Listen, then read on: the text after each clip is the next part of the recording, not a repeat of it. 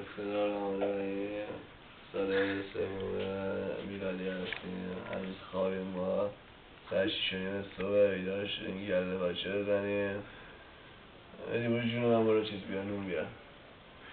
برو نمک بفته بیار جون من. برو جون ادی برو ادی. اینجا سه کله آره سه کله پوک بزنیم. تازه اونجا اصلا خالی نیست. دوباره اینو ذکر کنم در جریان باش.